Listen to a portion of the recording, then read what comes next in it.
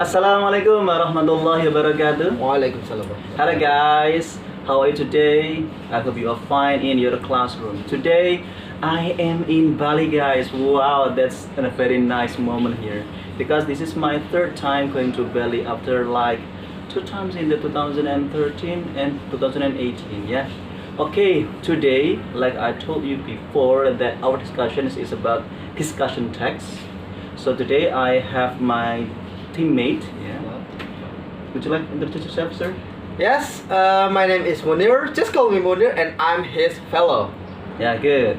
So guys, today we are gonna show you the little bit debate over an issue. You have to pick an issue that is going viral or that is happening now.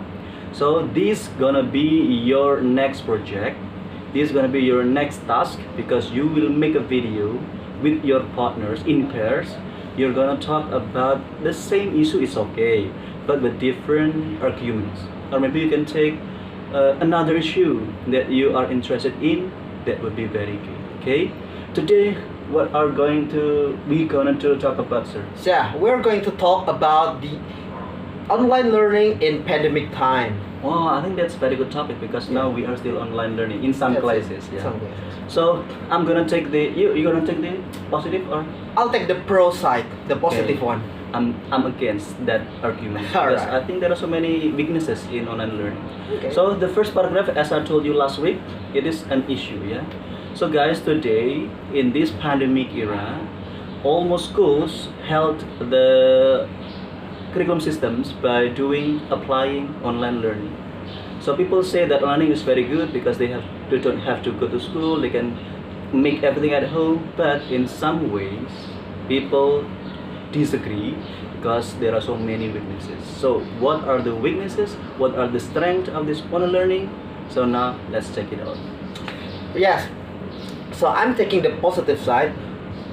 In my opinion, that online learning is more effective since you can do it almost everywhere, and I said everywhere, at home, in your hangout, in your base camp, for example, and you still can do the learning process itself. You can learn from your teacher and also do the assignment almost everywhere. So that's it. While you don't spend much time at school, you can still do something that is more fun outside there, because when you have a lot of fun, then it will also help your emotion and also your energy to do more for the school project. And secondly, in my opinion, online learning is much safer. Yes, as we know that we are still in the pandemic time where we don't know where is the virus itself. Okay, so to keep ourselves and our family, our beloved ones safe, then we have to minimize our movement, minimize our gathering. Okay, so by online learning, we can minimize the gathering itself. We don't meet mass of people. Okay, so our safety is much guaranteed. Okay, so my point is that more effective in the time and also much safer. That's it. Okay, thank you very much, Mr. Munir. And I do agree with you that making online learning can be safe for students, but you have to remember that online learning always leaves a very big problems, especially dealing with the quota signals. Yeah. So many students cannot afford to buy like many quotas for the whole classes. Okay. Can you imagine in 1 hour, on one day, they have to learn like 6 lessons, for example, and they have to do it Google Meet. How much quota or credit they have to pay for that? And also the signal is very very bad in some places. Of course, if you are living in the city, that would be good, no problem with that. If you are in the top of the mountain, for example, if you are in the remote area, I think it is a very big issue. So teachers have to be aware of this. Besides, as you know, in online learning, not every single student engage in that lesson. Sometimes they just put their face on the Zoom or maybe Google Meet and they leave it. They do not take account of the lesson itself. They don't care. What the most important thing is, I join the room, and whether I continue or not, the teacher doesn't know. Yeah, unless the teacher like evaluates and check the attendance, it would be different. I think that's all. Do you Yeah. wanna have put your another arguments? Well, so I'm just put into the conclusion, yeah. So, well, you have listened from me and also from Mr. Naja about our different sides of opinion. Okay, so for me, it's all about time efficiency and also safety. And Mr. Naja take account on like the service, the network cost. survey, again the cost, and also like the engage of the student, I mean the interaction, the real interaction between teaching and learning. Well, so to put into a conclusion, yeah, of course, both of us, we have our different opinion, and our opinion is just based on what happens on the field, yeah, what happens in the reality. Okay, so this is the reality that we face.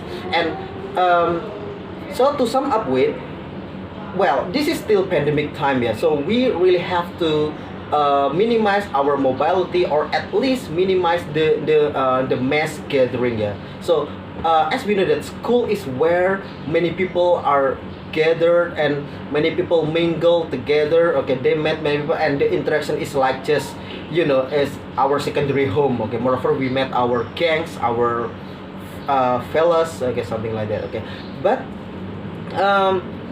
to what's yeah, well, since like signal and also the data plan for the internet is another issue, yeah. Well, I think that to overcome this problem, okay, so the teacher and the school, or maybe the teachers organization, they have to create, yeah, maybe Provide, maybe help. provide, or yeah, let's say provide, yeah, provide a method that can covers how the teaching and learning process can run effectively. I mean, teaching and learning process, it's like two ways communication, yeah, between the teacher and the student. And I believe that not only we use the Meet, Zoom, that the live video conference, something like that, but we can also deploy YouTube, for example. The teacher can upload their teaching and their learning process on YouTube, yeah, and the students can watch it anytime. Moreover, YouTube now is friendly, so everyone can access YouTube, and you can even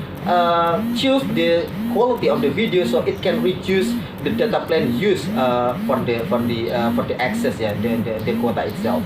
And also it can be done anytime. I mean, nowadays, okay, the network coverage is now can reach even the remote area. I mean, how remote are you now? Okay, that the internet signal does not reach your home. Okay, so I believe it still can. Okay, and the most important thing is the determination of both teacher and student to run the educational process, yeah. Okay, so if the teacher is serious but the student don't support it, well, it also in vain, and also the vice versa. Okay, so well, okay, in short, yeah, I say that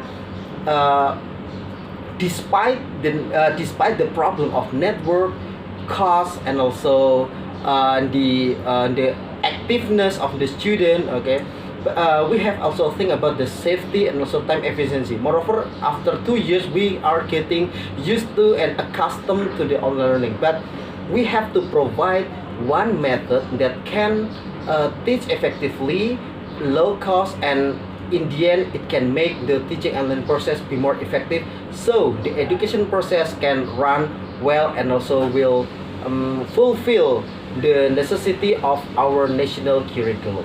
Well, that's all. Okay, thank you, Mr. Munir. So, guys, your job, yeah, you have to take one partner with you. So you will work in pairs. Choose any friends you like that you are interested in working with, and you decide what topic that you are going to talk about. Okay, and one student will take a side of positive, and another will take as negative ones, and you have to put the conclusion based on the two arguments. So guys, happy working, and see you next time in the next season with Mr. Munir. See you. Bye. Assalamualaikum warahmatullahi wabarakatuh. Waalaikumsalam warahmatullahi wabarakatuh.